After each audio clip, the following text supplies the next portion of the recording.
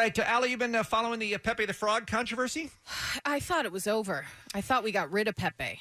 Yeah, I did too, because the artist who created Pepe the Frog, Matt Fury, he killed him off, right? Last year he came out and just said, Pepe is dead. No more Pepe. So how do I make a synopsis of this in a few seconds? Pepe the Frog was a character in a book that Matt Fury created a few years ago. And he was just a mellow frog who loved pizza and sat around smoking weed and just hung out and did fun things like you do, right?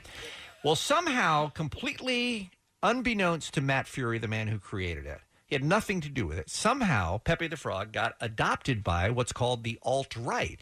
And then it even went way past that, and he started being, represented in white supremacist literature, and there were all sorts of memes all over Reddit and then spreading throughout the internet of Pepe the Frog, hanging out with Hitler. I mean, it just really got awful. It was a strange journey for Pepe, for sure. It was. And this poor guy, he's like, hey, he just loves pizza. That's all. He just sits around and smokes weed and farts. I mean, he's supposed to be fun. When your happy little stoner frog is now declared a hate symbol by the Anti-Defamation League, something went very wrong.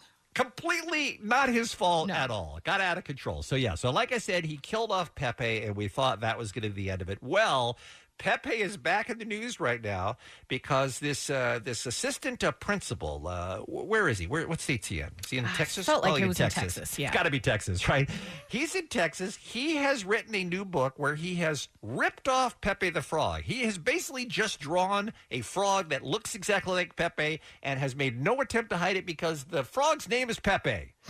So this Pepe and his centipede friend Pede, they do lots of bad racist things in the book.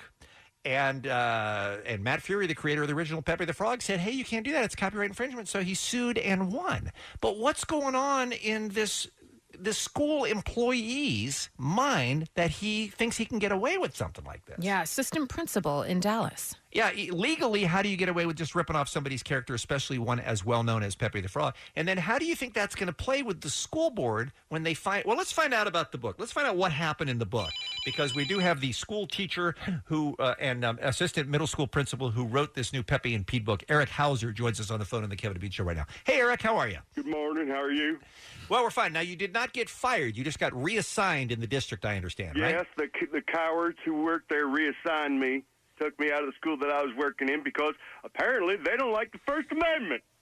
Well, I mean, I think it's copyright infringement for starters. Oh, and is it? Yes. Are you a judge of copyrights? I'm not, but there are other... Are you Justice Eric von Copyright? No, I'm not. But Are Pepe, you, Bean? I'm not.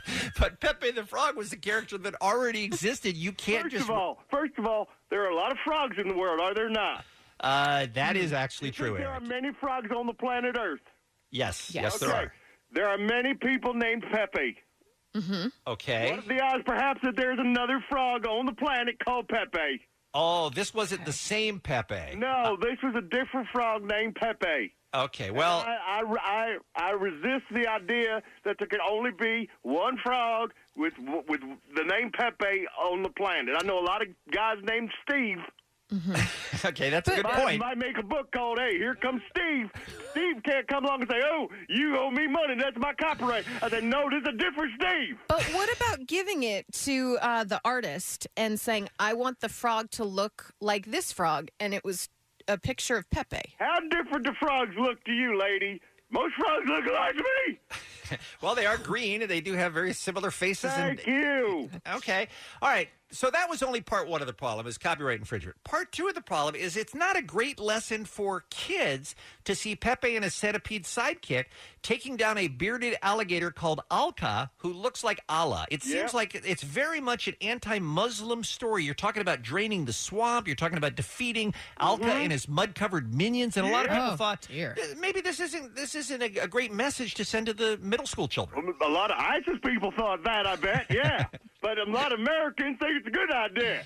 Okay. And I will not be silent. I have many more books where that one came from. Well, you don't need to write more books, Eric. I don't think that's I have written them, and they're coming out, and they will teach children in these United States of America all the things that they need to know to be good Americans. All right, well, as These long are as all you... original ideas of mine that have come from nowhere else. Okay. Mr. Lawyer Judge, so don't be saying that I can't be putting these books out.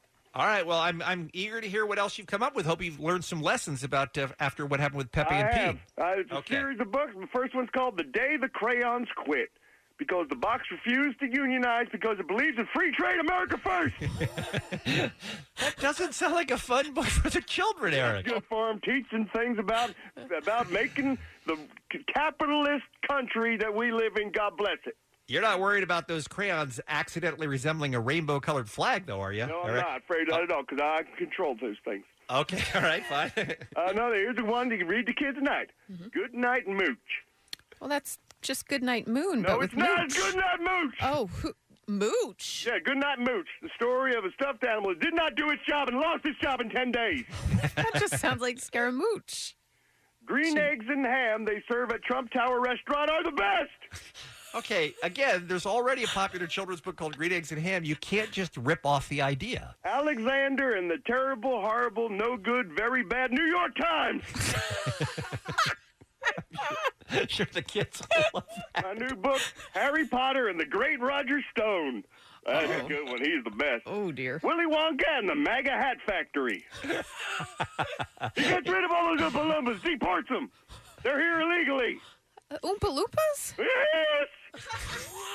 Where Eric, the wild things march with tiki torches. Oh, no, Eric. Charlotte's Web neutrality legislation is part of a left-wing socialist agenda. That's quite the title. You've written a lot of books, man. The Cat in the Hood. Oh, Wait. Again, no, not for the kids. The hood he Come on. wears, not like the neighborhood he lives in. Oh. Right, yeah. How about Alice in Whiterland? No. Awful. It's Kevin and Bean on K-Rock. Cool.